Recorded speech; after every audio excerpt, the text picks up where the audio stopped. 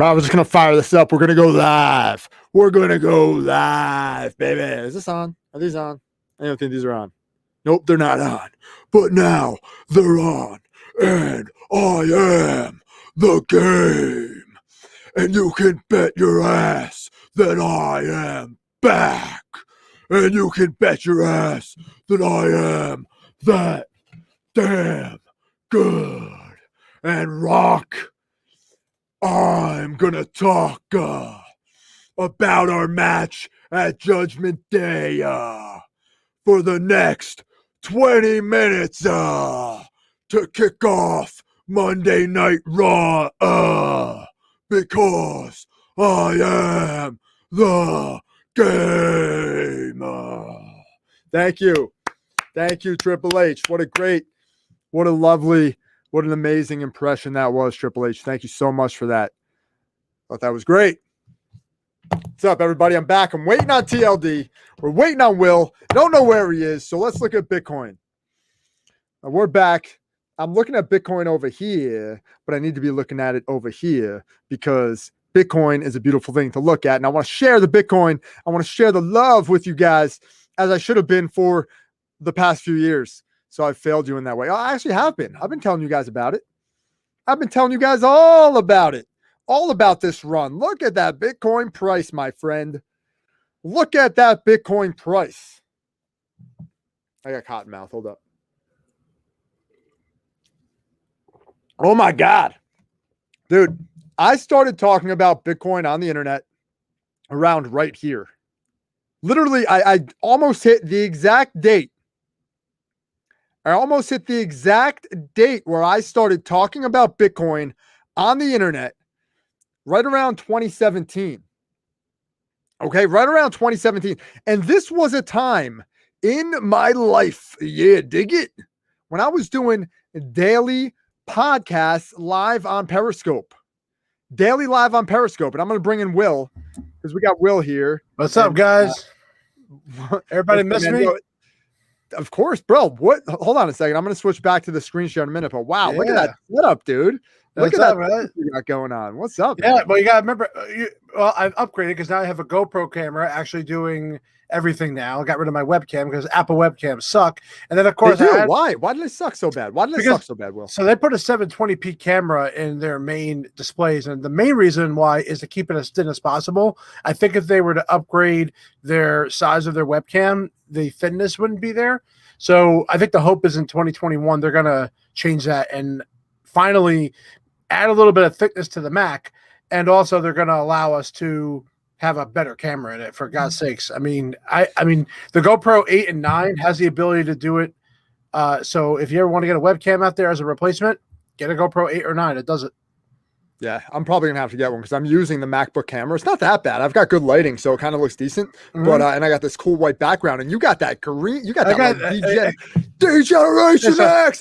It's a combination of Degeneration X, Shane McMahon, and of course everyone's favorite professional wrestler, Bovada Dragon TLD. Of course. There we go. There we go. Hey man, so how's it going? Everything's been great. You know, as everyone remembered from our last stream, I'm a father now. He's now 2 months old. It's amazing to have a child. It's really a great experience. He's been really easy to get along with, you know, so it's been pretty good. You know, in fact, you know, this kid sleeps 6 hours in a night, which is like incredible. You know, it's very hard to find, you know, someone say great stories about their kid. Normally like, oh, it was the most horrible experience ever. But here we are. You know, I'm, you know, enjoying life right now. And I have to throw a little bit of a plug out there for this t-shirt. So this is, I'm going to move this out of the way. This is the Mike Law t-shirt.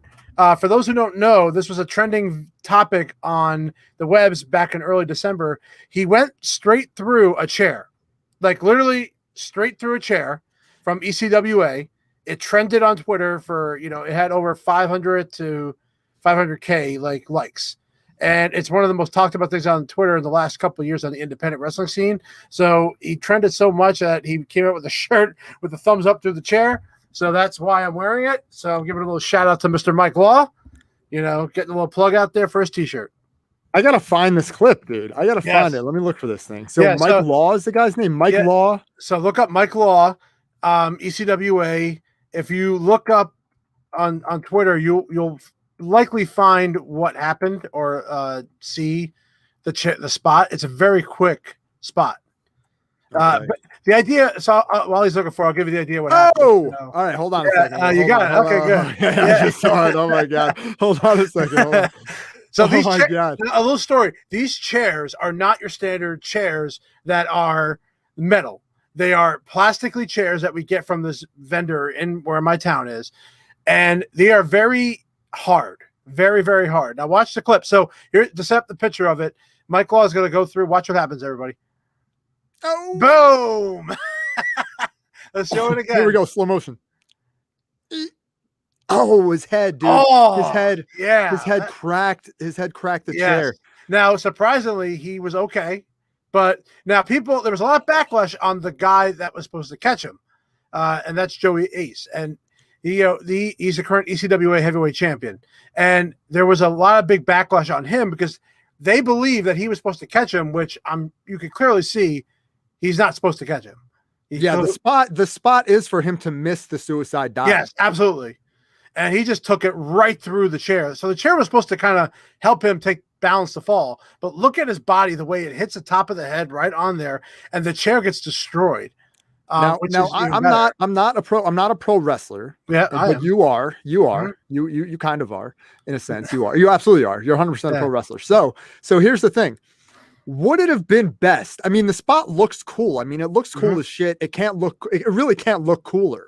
I don't think, but it could look a lot safer. Would it have been advantageous for Mike Law to have like turned his shoulder into this or kind of like dove into it differently? Like maybe have tried to do the, I don't know if you ever seen like Homicide do that suicide dive where he like somersaults kind of. I don't know. What do you think there? Mike has taken this move many times. This is not the first time he's ever done this. He's done it many, many times before. And with Mike, he's small. He's a smaller guy, but he's strong. And my bad. I thought you were watching or something. Bam! Look at that. It just goes automatically. Yeah, it's an incredible clip. Now, I think he definitely was supposed to miss it. I don't know if it was just the chair was supposed to kind of break in and he kind of fell sideways, but clearly he's small enough to go through that chair. If it was anybody else, I don't know if anybody would have went through that chair like him because his body. What would have happened? What would have happened to Will TLD Vafides if you? I would have got stuck in. I think I would have got stuck in that chair, and I would have went head right down. Like he went through, and he was able to kind of roll. So I think there's no way I would have broke the chair probably just on impact. I'm just trying to picture you doing that and going through the chair. First off, I would never try that because I'm not stupid. I have no skill whatsoever to do that move. But it's an incredible move, and that's why I think it was a very much talked about clip. In fact, it was like a like best of 2020 like spots, like where it's like people going through glass or like it's really crazy. And this is one of the clips that are up there as like a voting. So, but it's pretty crazy. Well, let's pivot back to the t-shirt because I was so obsessed with finding out what the clip was. What's the t-shirt about? Is he just selling this t-shirt? Is this dude hurt? Is this dude hurt? Does he have injuries? No, he's hurt. No, so it's Mike Law, too colossal to die because it's Colossal Mike Law. That's his name. Okay. So, but look him up on Twitter. It's Colossal Mike Law, the Colossal Mike Law. Check him out, Adam, and support him. The t-shirt I had to have the t-shirt. I wasn't there at this event because I was having my kid the next week, so I couldn't take the risk of COVID. But my God, it was just and he's capitalizing on it, which he should. Yeah, totally. I think I found his Twitter. Give me a second. I'm going to pull it up so we can properly plug this guy. So, Will, this is my new show, man, and it's kind of like evolved from you doing my like last show a couple of months ago or whatever. Now I just like to come on here and bullshit, just talk about whatever and just pivot to different. I want this to be like the Joe Rogan kind of like deal with my friends and stuff. Look at this dude, man. He's got it going on. Yeah, absolutely. And he has his dumbbell, which, is over at least 1,000 pounds. But amazingly, he's the only guy in the world that can literally lift this thing and take it around with him. He's the only one. Check it out. So check it out. Good luck trying. Check it out. Well, followed by Gino Gotts. We know Gino Gotts. Well, we love Gino. Yeah. Big fan of Gino Gotts. And then, of course, you can follow. Yep. And you can follow the barbell if you want to on Twitter. That's sick. Let's retweet Mike Law. Let's get the word out there. That's pretty badass design there. Yeah, it's pretty cool. Yeah, he was very smart. He kind of ripped off Orange Cassidy a little bit with the thumbs up, though. I'm not gonna lie. Yeah, maybe. I didn't even think of that. kind of a little. But Orange Cassidy didn't go through a chair. Okay. It would have been better if Mike Law had the middle finger. Okay, Like, so oh, yeah. well, I think he's trying to appeal to a master audience. I don't think No, is the way to go anymore. But what do you want him to do? Then you would say Bret Hart if he did this. If he did version 1, he'd be Matt Hardy. What do you want him to do? 10? Like he was like it's impossible. He should have given himself the mandible claw. Oh, that's Britt Baker's move now, so you can't do that either. So or the Bray Wyatt. So see, you're copying everybody. There's always a copier somewhere. That's right. That's right. Here's one thing that before we get more into wrestling, because we got about a half hour, maybe we'll do a little longer tonight, depending on how we're feeling. I need to bust your balls for a second and roast you on the Bitcoin price, dude. Have you seen this? I have. Man, look at this. I've been, if there's one thing in my life I have been 100% right on, and just based on the fact that I watched it every single day and I read about it constantly and I watched documentaries on it constantly, and I believe in it, man. And like, it's funny because the people who I've really kind of followed into this Bitcoin space are the same people that were like responsible for Facebook, the Winklevoss twins, like them and Zuckerberg created Facebook together. And guys like Elon Musk has been big on Bitcoin for a long time. Joe Rogan's been talking about it forever. He's had some very smart people talk about it on his show. And I've been just myself since 2016, late 2016, I've been watching this number literally every single day. I've been watching it every single day. So I developed a strategy to just buy it no matter what price it's at. I buy a little bit, and that has shot my money up. Like you would not believe, like the most incredible gains I've ever seen in my life on simple investments, man. I am absolutely stunned by this number. And the fact that Elon Musk put in $1.5 billion, he bought $1.5 billion in Bitcoin, is amazing, unbelievable. It has raised up this entire cryptocurrency world and market. I am pumped up, and I'm going to roast you, Will, because I told you to buy Bitcoin, bro. I told you. I remember I did buy it. Yeah, but you didn't wait. And stay in it. Correct. Yeah. Yeah. Well, and that's when the boom started hitting, and then it started really deteriorating right around that time, but eventually it got back up, and obviously it's exploded now. You know, it's becoming, but with people trusting less and less of their money in their government, it's becoming the way to go. My main thing is what's really going to blow it for me, what I think I'm going to really like say, you know what, this is the real deal, where you could buy anything with Bitcoin. And that's something that we're nowhere near that yet. But if you know any websites right now that accept Bitcoin as a payment. Well, I'll tell you right now that Elon Musk said that you can buy a Tesla with Bitcoin. Okay. So you can go buy a Tesla with Bitcoin. That's one. Two, there's a big rumor out here right now, and you might be interested in this rumor. I saw this on the internet. I might have seen it on Reddit. A friend of mine said it to me the other day that Apple is going to put $5 billion, is going to buy $5 billion in Bitcoin. You sure that? Yes. Mm-hmm. That's the rumor. So if that's true, a part of their strategy, if they're following Elon, which they might be because Elon is absolutely killing it with Tesla, a part of their strategy might be to accept Bitcoin for Apple products. Now, what if you're a part of that beast, bro? You were selling Apple products for years. How would that change the game? Like that would be a true game changer for cryptocurrency and Bitcoin, I think. Once you have a big manufacturer or a big name like Apple, Amazon, that will accept Bitcoin as a payment, that's when the game changes, because now you're allowing these Bitcoin to there's also a lot of Bitcoin currencies out there. Am I correct? There's not just Bitcoin. There's a lot of cryptocurrencies. So like as you can see on the screen here, that's a lot.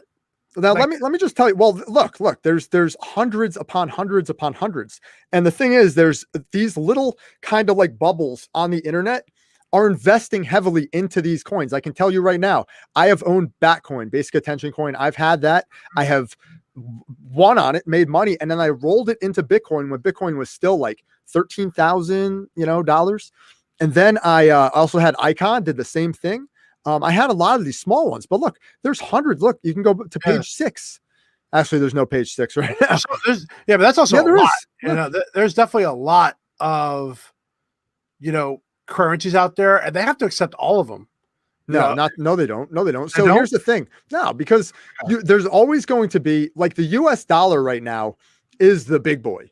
But you could you can barter using anything. Like I know for a fact that I can go on Twitter right now and I could list a bunch of wrestling cards or sports cards, and I can make money very quickly, US dollars like that. The same way I could take my US dollars and buy many sports cards very quickly. It's going to work exactly the same with Bitcoin. You're going to have the option, and many of these other currencies that are going to win that have enough market capitalization for it to make sense. Bitcoin in particular, if it's a situation where you're on Amazon.com or Apple.com and you can purchase and you have the option of using your credit card, of using Bitcoin, of using Litecoin, of using Dogecoin, that's the future. There's not going to be hundreds of options, but there could be dozens. I think that's very possible. Yeah, I think that's the key. You have to get, once we are able to use it as a currency on our apps on iPhone, and Apple's got to, it's got to follow the terms and conditions as well of their app store. So that's another as far as payment, because Apple gets a cut of everything that if you buy something on the app store through an app, Apple gets a 30% cut of that. And that's part of it. So that's another thing we have to add into there. Is everyone going to be comfortable with that, especially on the app side of things? Yeah, that's a very fair point. That's a very fair point, because it's a new trend, bro. Bitcoin, it's not just a trend, but it's really it's a global currency that can really shake things up, and it's shaking things up. Well, I'm hoping it does. We could really utilize. It's good to get your money out of banks, especially the end of the day, wherever your money is, who controls it is your government. That's the bottom line. Whether it's a bank, whether it's stocks, anything. So yeah, please, 100%. Think about it.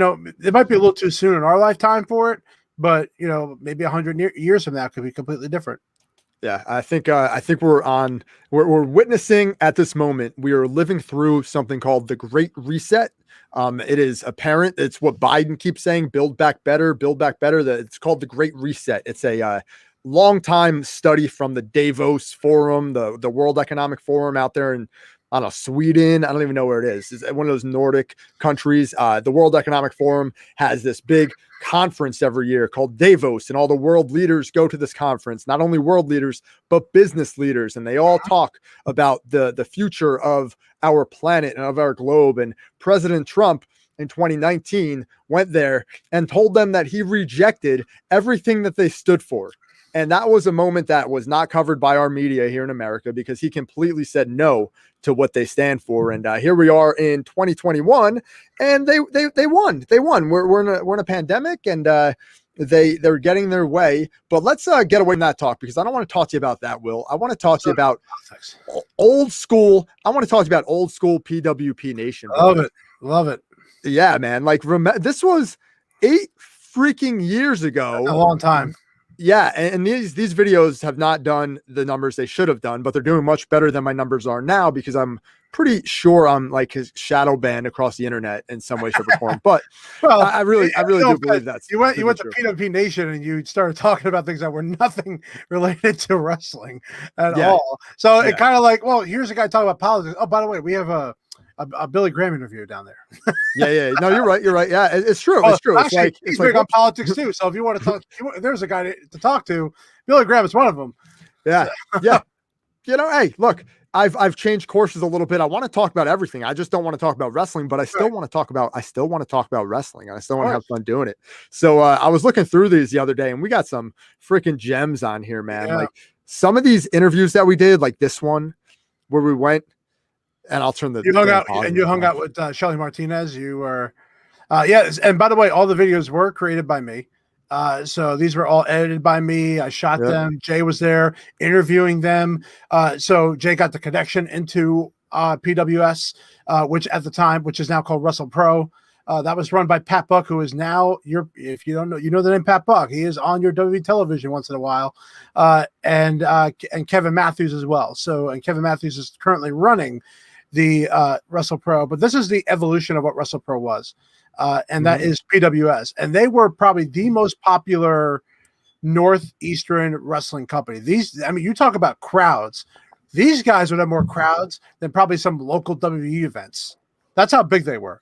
And they went. Look at the Titantron. They got a big Titantron. They had a meet and greet, and this was like the first time where the meet and greet was so long that you wanted to get there early, be with the guys, hang out with them. Because you know what? It's better to talk to them before they wrestle, not after they wrestle. I will always recommend that every time that you go to a wrestling show. So this was like a wrestling convention. And look at that, Big O on the screen right now. Dude, look how jacked this guy was. Holy crap. And for those who don't remember, he was on Zack Ryder's show, and that's where he got his like claim to fame. And then he used it to go forward and be part of the wrestling circuit.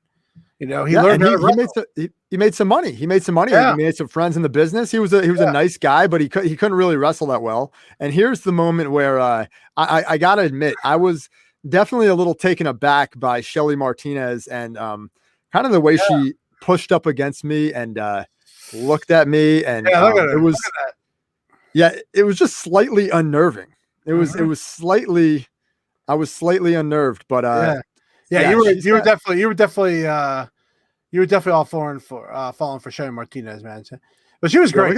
No, she was great. You know, great interview. I think at the time she was actually dating Kevin Matthews at the time. So yeah, totally. She was. She was. And look at that. Look at that. Look at this guy. Look at that. I don't know. Yeah. You nervous boy. Yeah. I would love to do this kind of stuff again someday because our wives totally need to see this. Oh yeah. But I would love not that particular moment again, but like I would love to do like this interviewing thing. Yo, look how I regained my composure so nicely. Mm-hmm. And that's what's good too, is that I thought we did very good interviews, and we were very good at interviewing people. It wasn't just even the wrestlers we interviewed the audience, and to hear what they liked and what we tried to combine, both getting interviews like with those talents, and they were awesome. They let us do it. There was no pushback. You know, everybody was cool with the interviews. And by the way, we're doing this on WrestleMania 29 weekend. That's when this took place. So that's how far back we're going here. And look at that. On WWE television right now, your man John Morrison, you get to interview him. You know, amazing. And this is before Lucha Underground. This is when he was just, really starting on the independent time. Yeah, it really was. And this was mad cool because I remember talking to Eric Pleska, and actually I wrote down Eric's name here because I want to get him on this show and have a conversation with him about these days and kind of what he's up to now. I actually did speak to him recently, and he was the promoter and owner of this company. Yeah. And I spoke to him recently, and he's just an entrepreneur, man. He's just chilling. He sells books and stuff and does all kinds of different stuff. But I remember this interview specifically I set up through Eric, and John Morrison was his big get for that weekend. And look, he had this whole fitness program, Out of Your Mind Fitness. It was absolutely insane, dude. I remember like watching it and, the Out of Your Mind Fitness program. And I'm like, no way anyone's doing this thing every day. Like, you're an absolute maniac, John Morrison. Like, no way everyone's doing this. This thing ain't DDP yoga. This is crazy. It was a good idea, but no one's going to do it. All right. I think he was also like starting his movie career around that time as well. So, and this was a 2-day event, by the way. There was 2 days, I believe, of this PWS, and they had different people for different days. So this was a humongous deal for them. Oh, is that Freight Train? I think that is my man Freight Train right there. What's this guy doing?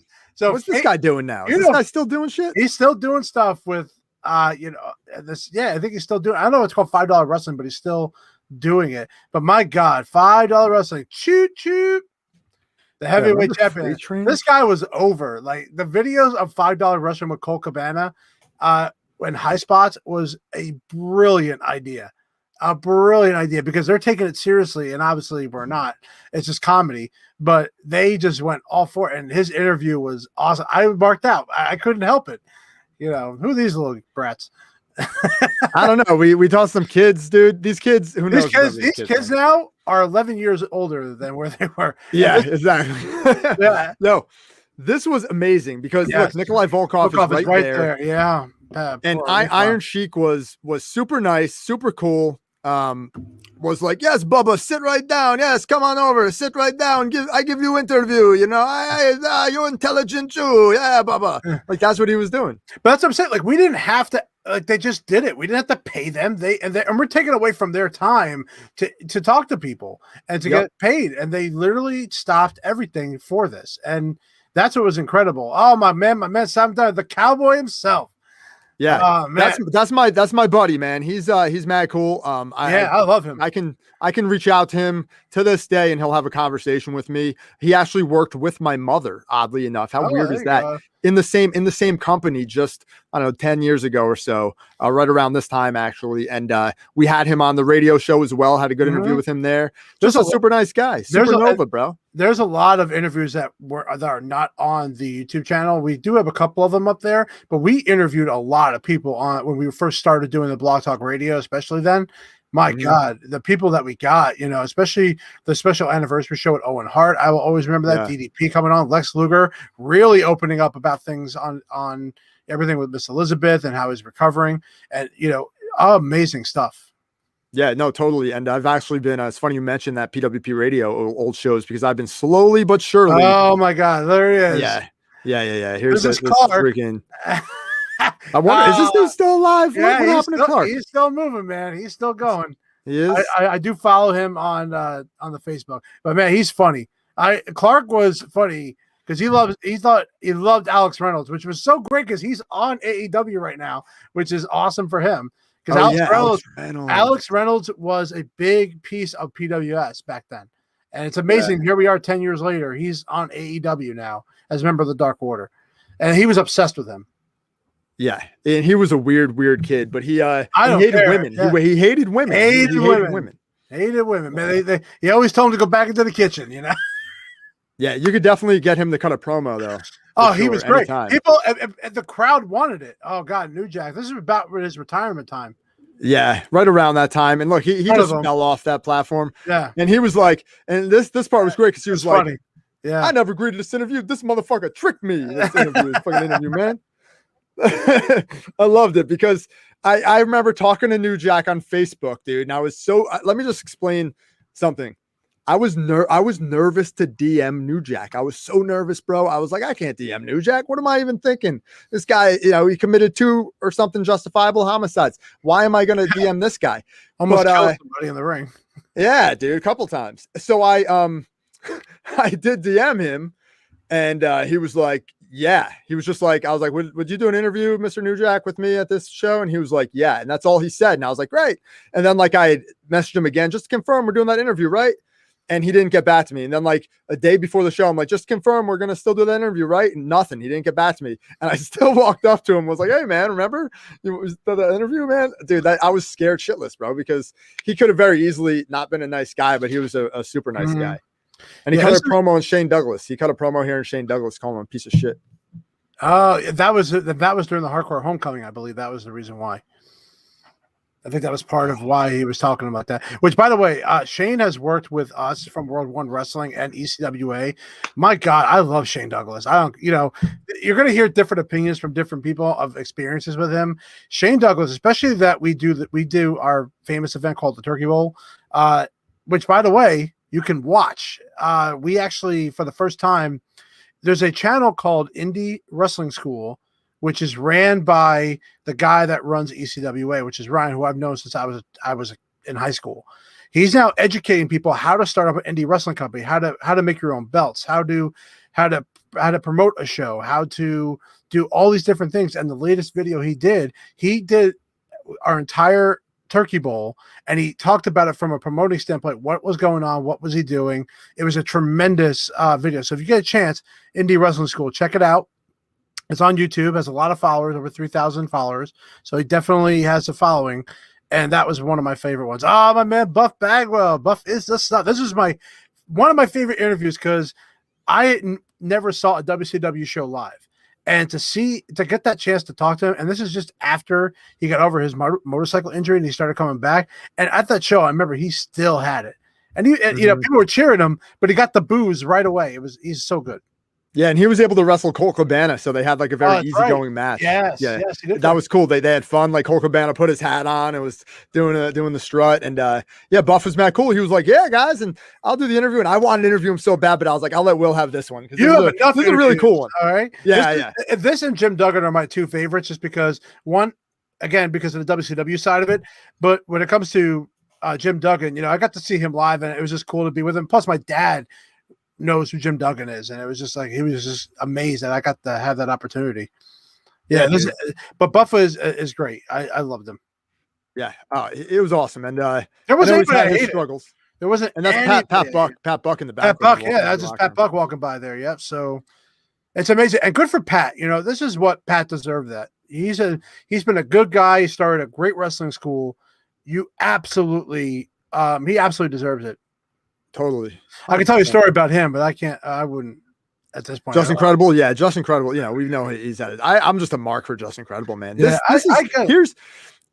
ahead. But I want to touch on this show. This was a fun one that we did. As you can see, I'm marking out with all my TLD merchandise, especially the TLD hat there at tldwrestling.com. I forgot how many of these we did. We did like a bunch of these, and then I had to get a job, bro. I had to get a job, and I kind of stopped everything. That's the thing. I did have a job, and I had to request off for all these dates. yeah. You had one, but I didn't have one, and a lot. And look how jacked that was, too, dude. Yeah, I got to point out how jacked that was. You're still jacked. Not now. I was jacked I was super jacked right there. Yeah, and what was good too is that we also had other people part of PWP coming into some of the shows. Gino Gotts is one of them. Toph, you know, we've had not just me and you. You know, in fact, I remember there was one show I don't think you could even make it, and it was me and Toph doing one. No, not Toph, bro. Not Toph. Wait, you mean on the radio show? On the radio show or these live events? On the live ones. Not Toph. No, it was you and Midge. Midge did one, and there was another one that Seth, right? Yeah, Seth Cutting Plan. Yeah, that's right. Yeah. Sorry, and we're gonna do soon, Will. I don't know. I probably told you about this. We're gonna do like an actual PWP radio reunion show right here on this channel, where we're gonna get everybody on camera. We can have up to 10 of us. So it's gonna be you, me, John, Toph, Seth. There's the pro, dude. I sold maybe. I think I sold close to 50 of those, dude. Hey, I sold close to 50. Yeah. Mark. We're gonna have 2013. We're gonna have a bunch of people on, dude. It's gonna be a lot of fun. I was off this entire year, and here's my arch enemy now. I don't like him anymore. He was a jerk to me then. He was a jerk to me a few months ago. Damn it. What was your beef with him? I don't even know about it.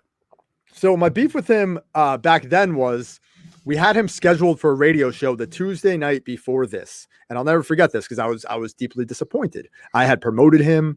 I was pumped up. I'd put it on Twitter and Facebook, had all this shit about it. You know, had all these questions ready for Hurricane. He was going to give us 30 minutes. Pumped up. That night, Hurricane no-shows the show. And his reason was, the next day he told me that he fell asleep. All right, dude. Come on, look, are you a professional or are you not a professional? At that moment, I was like, yeah, now I don't really like the Hurricane that much anymore because that was brutal. So let me talk to him at this event and see what's up. And then I walked up to him and I'm like, dude, I'm actually bigger than this guy. Mm-hmm. Like, I can't believe it. I'm actually bigger than this dude. And I was like, all right, let's talk to him. And the first thing I said to him was like, hey, Hurricane. I was like, you skipped my radio show, man. Like, that wasn't really cool. And he was like, nobody gives a damn about your podcast, man. That was the first thing he said to me on the video. And I was like, all right. So then later on in the interview, I was like, so Hurricane, you recently was caught drunk driving and you got into an accident that almost killed you and your fiance. So what do you have to say about people about drunk driving and everything? And he was like, he looked at the camera, he goes, don't do it. Yeah, don't do it. And here he went into some more stuff about that. So I was not going to ask him the drunk driving question going into this interview or on Tuesday night previous this. And then as soon as he didn't show up on that Tuesday night, I was like, fuck it. I'm asking the drunk driving question. Mm-hmm. But you did a good job telling the story about this belt here. You had cut this together so we can get the belt in there and him telling the story about the Hurricane belt. That was cool. Yeah. Well, now I got my own belt, so I don't have to worry about anybody. My belt is better than everybody else's belt. Yeah. Well, we've got a lot of footage here, and I don't want to just talk about this and this only, but I did want to bring up one more thing before we jump off this call. And I want to do many more of these with you, Will. I want to do these a lot, bro. I've been doing these every day. If you look at the channel, I've been having shows on every day. Just about every day. Yeah, I actually just watched the one with Grim. And, you know, Grim's a great story too, because I saw him at, SWF back in the day, and SWF was still a local promotion, but that's where I first met him, tagging along with Brian Myers. And the fact that he turned his whole entire channel, YouTube channel into a wrestling show and is making money, and that's his career now, is pretty incredible. Because someone like me who started back in the cable access era, this is before YouTube even exists. We'll get to that guy, I'm sure. It's amazing how where I came from, it was so difficult to do the things that we did back in the day in 2002, 2003. And for him to make money and a career off a backyard wrestling promotion where people who run shows and get live audiences don't really get much. That's an incredible story. You know, you may not like his wrestling, or you may not think it's like the wrestling that you think of. You know, the wrestling I think of is definitely not the wrestling he likes. But look at the views, guys. People watch his stuff. Yeah. And here's the thing about Grim. Like, I talk to Grim regularly. Like, I will text him whenever I want to, because I'm actually in charge of some of his social media, Facebook page, doing a piss poor job, but I did good for a really long time. And TikTok. I'm, you know, basically like in charge of the TikTok. We're going to do a lot more with it. Actually, we haven't announced it yet, but there's something really cool coming with TikTok and GTS wrestling. As you see right now, there's already the TikTok terrifier out there, who is this crazed lunatic fan. Will, this dude keeps showing up. He keeps showing up at Grimm's, keeps showing up at the yard, films these TikTok videos of like, puts out spoilers of what's going to happen, knocks on Grimm's door. Yeah, dude. Oh, wow, that's annoying. Yeah. Wow. Wears this stupid mask, jumped into everything one time, like actually ran up during the Regal Rumble, which was a lot of fun, by the way. This look, 76,000 views on the Regal Rumble. This was actually, I gotta say, dude, I've watched a few of these Regal Rumbles. This was the best one I've seen. It was a lot of fun. Yeah, it's crazy. The TikTok terrifier is running wild all over GTS. It sucks. It's ruining the show, but Grimm's doing his best. Hang in there, you know, protect his house. That's pretty. I'm surprised he hasn't done a restraining order. Yeah, for real. Like, really? I mean, you're saying is legit. You know, you're not making this as a storyline. So no, it's not a storyline. People might think that is, you know, that because Grim, you don't know. Yeah, it's definitely not a storyline. People think it is. People think that this is a storyline. They thought it was Jimmy Controversy. Jimmy Controversy is not the TikTok terrifier. This is not a storyline. This is real life, and it's terrifying, and it's bad for the show. And I can't wait to go back, as we spoke about. I'm going to go back. I'm going to be the referee again. Yeah. You need to get back on the eventually. Maybe one day, you never know. Maybe TLD will pop up and take on the referee, Jay Leto, and we can finally settle the battle between me and you, brother. I'd like to have a match with you. I'd like to have a match one-on-one. No problem, man. As long as you sign a waiver, that's all that matters. We got to wait till after this stupid China virus thing is out of the way, is done with, because we don't want to get I'm leveraging this time in our lives, in our history, to spend as much time by myself as I possibly can. Well, speaking of by yourself, I forgot my charger. My battery's dying. I will be right back. Give me 1 minute. Let's get out. Let's bounce. Let's bounce. It's been a half hour. Let's get out of here. Let's do this again. I apologize for that. I'm a moron. I'm not plugging in my own computer. And considering I'm a podcaster myself, and I forgot to plug in my shit. So yeah, I got stuff to do, bro. But dude, let's do this again. Let's call it next month, maybe earlier than that. We're gonna do the PWP Radio reunion show around WrestleMania time. We're gonna have fun. This is only the beginning. And I wanted to mention, I didn't mention this before. I've been downloading all the original PWP radios off Blog Talk Radio, the audio clips. I'm going to get all of them. I'm going to put them all into a folder so I have them forever, and so I don't lose them somehow if my account gets erased or something. And I got to tell you, my favorite journey about that was just talking to Bruce Hart. How cool is that? As Bruce Hart is my co-host on the pay-per-view shows when we used to do them every month. My God, that was so awesome. Now, obviously, he was very negative on the product, and that was my gripe with him. He always was. But I remember the one show, it was like one SummerSlam where I was actually happy with it.